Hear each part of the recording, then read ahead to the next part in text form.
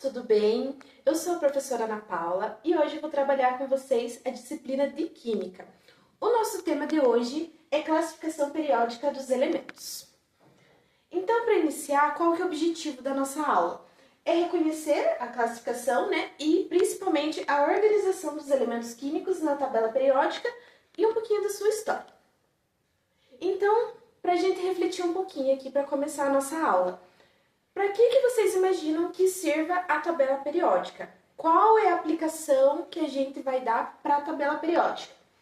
Então, a tabela periódica ela é um instrumento que facilita muito a nossa vida em questão de organização dos elementos químicos. Então, os cientistas eles tinham a necessidade de organizar os elementos químicos de acordo com as suas propriedades. Então, pensando nesse sentido, que alguns dos cientistas começaram a estudar mais a fundo sobre isso, a fim de criar uma tabela que auxiliasse nessas propriedades dos elementos químicos. Então, o foco principal no início era a organização desses elementos químicos que estavam sendo descobertos. A tabela periódica ela é uma ferramenta de organização dos elementos químicos que já foram descobertos, agrupando-se por semelhança de propriedades físico-químicas em ordem crescente de número atômico, que é o número de prótons, conforme a gente viu em aulas anteriores. Um pouquinho da tabela periódica no nosso dia a dia. Aqui a gente pode perceber que tem vários elementos químicos que a gente pode associar no nosso dia a dia, como por exemplo, a gente pode encontrar nas piscinas o cloro, que vai ajudar a fazer a limpeza das águas das piscinas. A gente pode encontrar o oxigênio, esse é fundamental no nosso dia a dia. Por quê? Porque ele está presente no nosso ar, o ar que a gente respira. Tem oxigênio, que é um dos elementos da tabela periódica. O carbono, por exemplo, que é a base da vida molecular, tudo a gente vai perceber que tem um pouco de carbono. Inclusive, tem uma área da química que a gente estuda especificamente sobre o carbono, para vocês verem o quão importante que ele é. Enfim, a gente tem vários elementos químicos e cada um a gente pode perceber que tem aplicação no nosso dia a dia. Então, um pouquinho da história da tabela periódica, como que iniciou todo esse processo de criação da tabela periódica. Então, inicialmente, lá no ano de 1829, o cientista alemão Johann ele percebeu que poderiam ser agrupados os elementos de 3 em 3. Como que ele fazia isso? Os elementos químicos na época não tinham sido descobertos por completo. Então ele tinha alguns números atômicos ainda de alguns elementos. Então ele foi agrupando elementos de 3 em 3, com propriedades físico-químicas semelhantes, E assim ele criou a tríade Doberan, que é o sobrenome dele, enfim, também muito limitada, Diante disso, veio em 1862 o Alexandre, que ele era um francês, que aí ele descobriu o parafuso telúrico. O que seria isso? Ele organizou os elementos de uma forma diferente que o primeiro cientista. Ele organizou os elementos dispostos em uma espiral, de forma vertical. Então ele também associou as propriedades físico-químicas, mas organizando de forma diferente do primeiro. E no 1864, o John ele criou a Lei das Oitavas, relacionadas a notas musicais. O que seria isso? Seria a ordem crescente de massa atômica, dos elementos químicos, repetidos de 8 em 8. Basicamente seria nesse sentido. Então, veio o mais conhecido dos cientistas, o Dmitri Mendeleev, que foi onde ele, em 1869, ele teve um panorama geral da tabela periódica mais ou menos como ela é atualmente. Ele fez a primeira versão da tabela periódica, que consegue prever a localização, inclusive, de alguns elementos, com base no seu número atômico, e nas propriedades físico-químicas. Então, o Dmitri Mendeleev, ele foi um cientista muito principal nesse quesito da tabela periódica. E, para complementar algumas lacunas que o Mendeleev deixou, digamos assim, nos seus experimentos, veio em 1913, vem o Henry Moseley, que também era um cientista que propôs o modelo da tabela periódica como a gente conhece atualmente, que é de ordem crescente de número atômico. Vamos passar para a próxima. Organização da tabela periódica. Como é que a tabela periódica vai se organizar conforme os elementos químicos?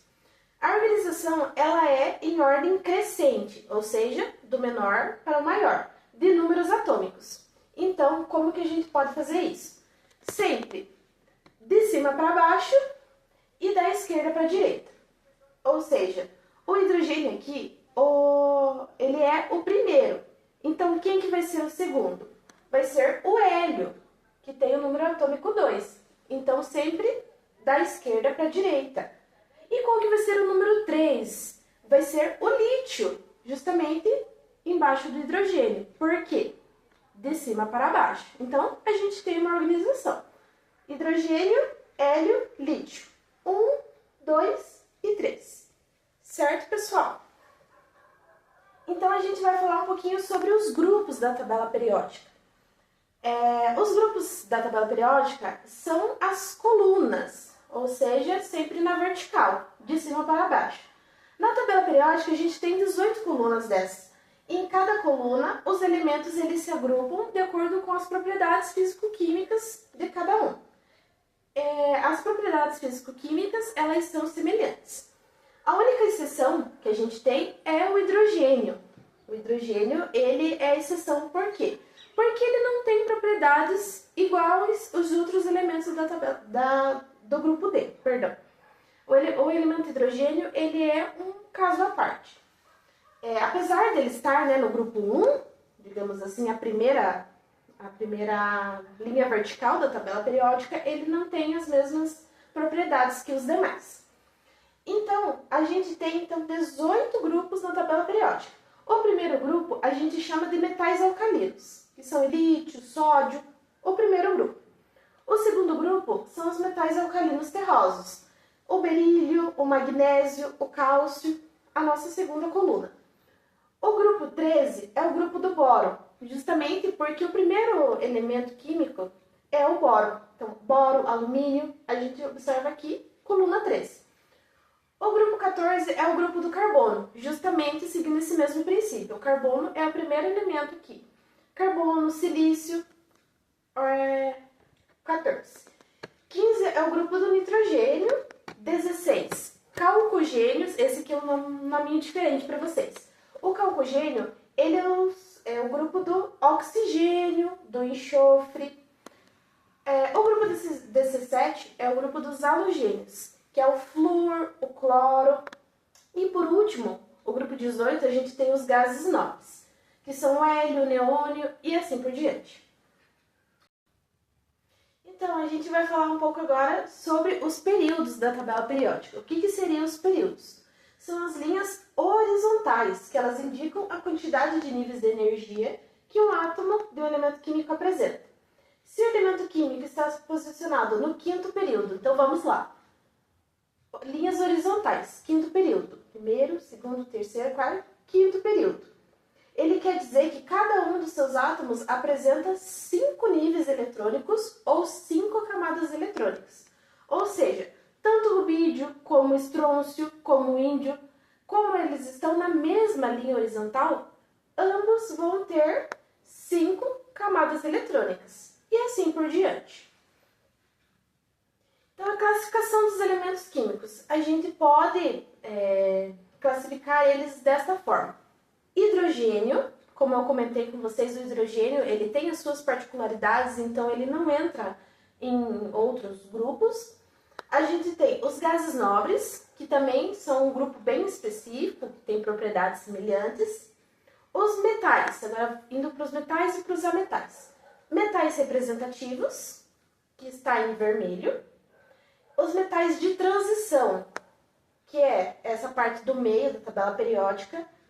E aqui a gente pode fazer como transição externa e transição interna. E a gente tem também os ametais, que como o prefixo A já sugere, eles não são metais, ok? Então aqui a gente tem uma tabela interativa, que eu gostaria que vocês observassem com muita atenção, nesse link aqui que eu disponibilizei para vocês. A gente tem aqui uma tabela periódica interativa. Então, como que funciona isso daqui? Eu acho que é bem importante para a gente poder observar o que a gente viu até agora. Aqui, por exemplo, eu peguei o elemento lítio, que tem o número atômico 3. Então, se vocês forem lá nesse link que eu vou deixar disponibilizado para vocês, vocês vão ver que cada elemento químico ele vai dar uma representação. Inclusive, essa representação ela é uma representação 3D. Então, vocês vão conseguir observar muito bem cada um dos elementos químicos aqui. Então, retomando o que a gente falou até agora, só para a gente concluir. Para que serve a tabela periódica, ok? Organização, principalmente, né? A gente pode perceber que ela está presente em várias coisas do nosso dia a dia. Teve vários momentos históricos até chegarmos na nossa tabela periódica atual, como a gente conhece, né? Como a gente viu as histórias dos cientistas. Ela está dividida em famílias e períodos, ok? Famílias e períodos. Ou também podemos fazer grupos, né? Falar como grupos. E ela organiza-se por propriedades físico-químicas e em ordem crescente de número atômico, ok? Então agora para a gente encerrar, eu vou passar uma atividade para vocês me entregarem na aula que vem, ok? A nossa atividade ela é um mapa mental. Então a partir da aula de hoje, sobre tudo que vocês viram hoje, a gente vai construir, né, vocês vão construir, um mapa mental com as principais ideias que vocês viram sobre a tabela periódica. Então é isso, muito obrigada e até a próxima aula!